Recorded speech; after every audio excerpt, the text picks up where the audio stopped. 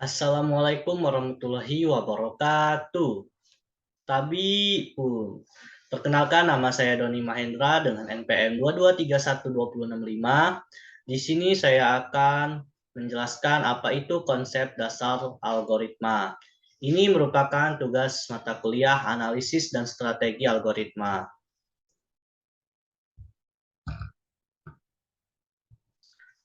Pengertian algoritma. Algoritma adalah serangkaian langkah-langkah logis dan sistematis yang digunakan untuk menyelesaikan suatu masalah tertentu. Beberapa pengertian algoritma yang dikemukakan oleh para ahli. Yang pertama, algoritma menurut Kani 2020 adalah suatu upaya dengan urutan operasi yang disusun secara logis dan sistematis untuk menyelesaikan suatu masalah yang menghasilkan suatu output tertentu. Kedua, algoritma berasal dari kata algoris dan ritmis yang pertama kali diperkenalkan oleh Abu Ja'far Muhammad Ibnu Musa al-Khwarizmi pada tahun 825 Masehi di dalam bukunya yaitu Al-Zabr wa al-Muqablah. Yang ketiga, algoritma menurut Munir Lydia tahun 2016 adalah urutan langkah-langkah untuk menyelesaikan suatu persoalan. Yang keempat, algoritma merupakan sekumpulan instruksi atau langkah-langkah yang dituliskan secara sistematis dan digunakan untuk menyelesaikan masalah atau persoalan logika matematika dengan bantuan komputer. Selanjutnya, ini adalah contoh beberapa pengertian algoritma yang dikemukakan oleh para ahli. Yang pertama, algoritma adalah gambaran dari suatu langkah-langkah yang memperoleh suatu keberhasilan dari sebuah hasil menurut David Bolton. Yang kedua, algoritma adalah suatu aturan perangkat untuk memberitahukan bagaimana bertindak dari waktu ke waktu menurut Minsky. Yang terakhir, algoritma adalah serangkaian aturan yang menyatakan urutan operasi yang lebih efektif dalam waktu yang sangat terbatas, dikemukakan oleh Stone and Knapp.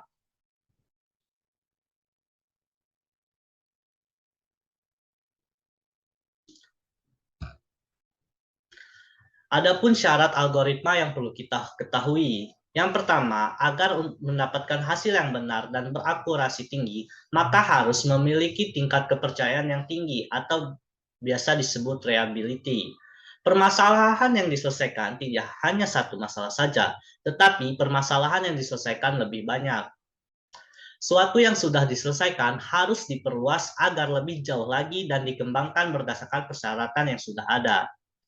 Frekuensi kalkulasi dan pemrosesan disiapkan dengan cepat dan dalam waktu yang sesingkat-singkatnya.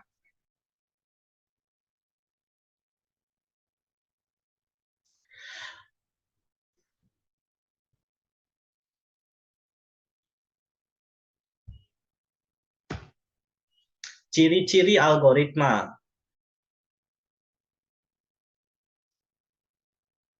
Yang pertama, dalam menyelesaikan suatu permasalahan, algoritma harus memiliki cara atau logika yang tepat.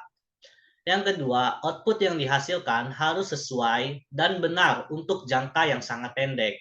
Ketiga, dalam menuliskan algoritma harus dengan bahasa yang standar, berurut, serta rapi agar tidak menimbulkan arti ganda. Keempat, algoritma dapat diimplementasikan ke dalam bahasa pemrograman jika ditulis dengan format yang mudah dipahami.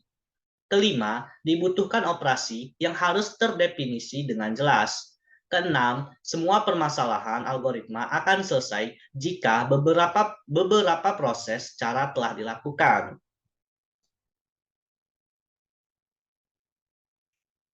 Adapun komponen algoritma yang perlu kita ketahui menurut Knapp tahun 1973, yaitu ia menyatakan 5 komponen utama dalam algoritma, yaitu finiteness, definiteness, input, output, dan efektivitas. Sehingga dalam merancang sebuah algoritma ada 3 komponen yang harus ada, yaitu komponen masukan atau biasa disebut input, komponen keluaran atau yang biasa disebut output, komponen proses atau biasa yang disebut processing. Komponen masukan atau input, komponen ini biasanya terdiri dari pemilihan, variabel, jenis variabel, tipe variabel, konstanta, dan parameter dalam fungsi.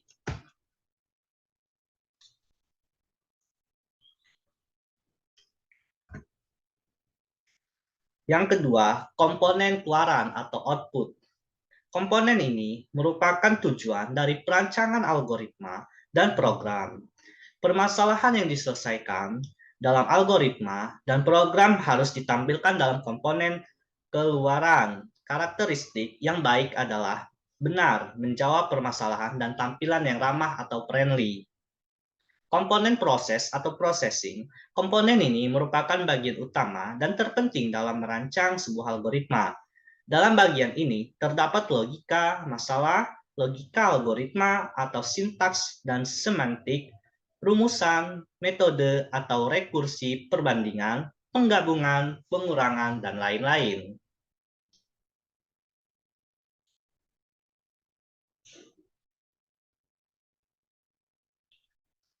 Struktur data algoritma.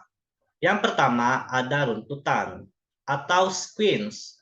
Sequence yaitu arahan yang dikerjakan harus sesuai dengan urutan penulisannya dengan berurutan. 2. Pengulangan. Pengulangan biasa disebut loop dan loop body, merupakan beberapa bagian algoritma yang berulang atau aksi. Yang ketiga, struktur pemilihan atau selection. Dalam penyelesaian kondisi ini, baris setiap program tidak diselesaikan.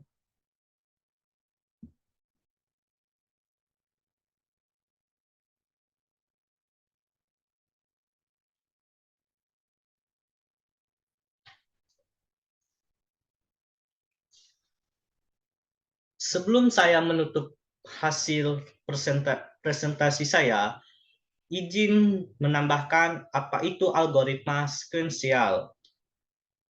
Yaitu, algoritma sekuensial adalah langkah-langkah yang dilakukan secara berurutan sesuai dengan urutan penulisannya. Struktur ini merupakan struktur yang paling sering dilakukan. Contoh, algoritma memiliki 4 baris aksi, yaitu T1, T2, T3, dan T4.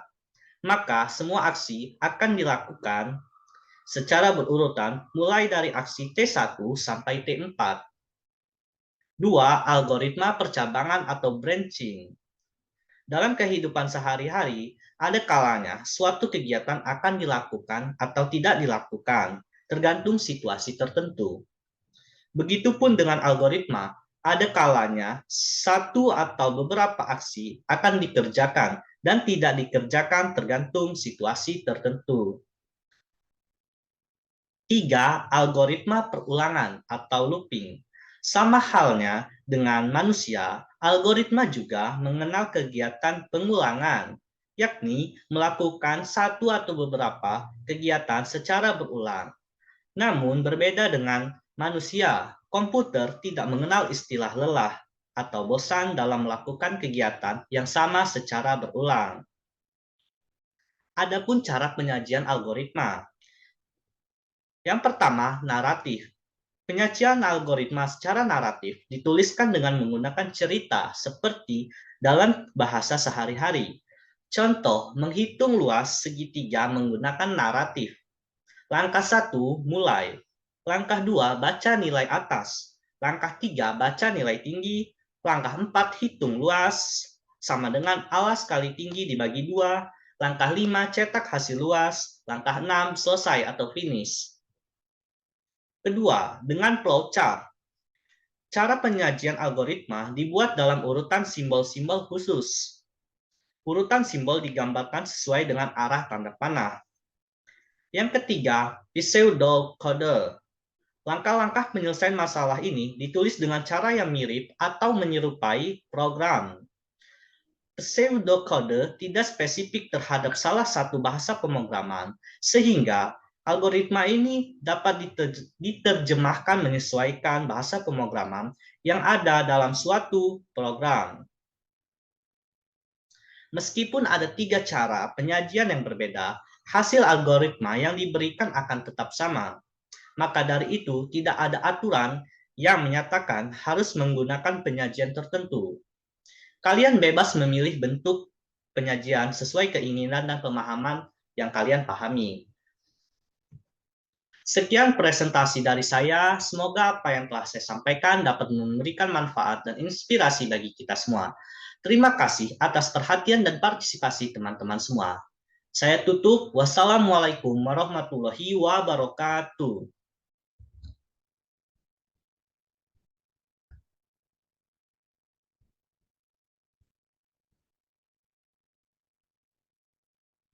Audio Jungle.